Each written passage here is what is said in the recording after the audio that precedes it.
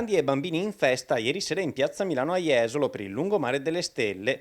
La città ha infatti dedicato quest'anno a Cristina D'Avena un tratto di arenile del consorzio Pineta 4 tra il quarto accesso al mare di Viale Oriente e via Bucintoro, ad anticipare il tratto intitolato ad Alessandro Del Piero. È veramente un sogno, una cosa molto particolare, cioè, veramente sono senza parole e vi ringrazio di cuore. Adesso sai quanta gente porta a Jesolo a vedere il mio lungomare? Per forza. Una cerimonia dove l'artista bolognese ha lasciato il caratteristico calco delle mani prima di trascinare il pubblico e non solo ad accompagnarla nei canti più conosciuti della sua carriera musicale. E noi facciamo un bellissimo lavoro, no? Che è proprio quello di cantare e far sorridere e far cantare le persone che vengono a vederci. Sono piccoli problemi di cuore, nati da un'amicizia che profuma. Questa è proprio la mia vita e lo faccio veramente con tanta passione.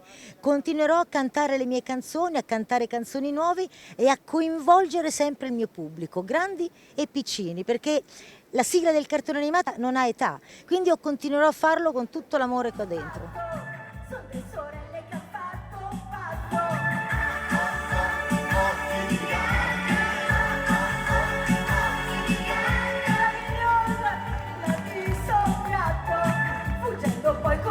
Alla cerimonia serale ha partecipato anche frate Etienne dell'Istituto Antoniano, perché proprio all'istituzione benefica Cristina D'Avena ha deciso di devolvere 20.000 euro con l'obiettivo di sostenere Operazione Pane, una delle più importanti attività avviate dall'Antoniano di Bologna.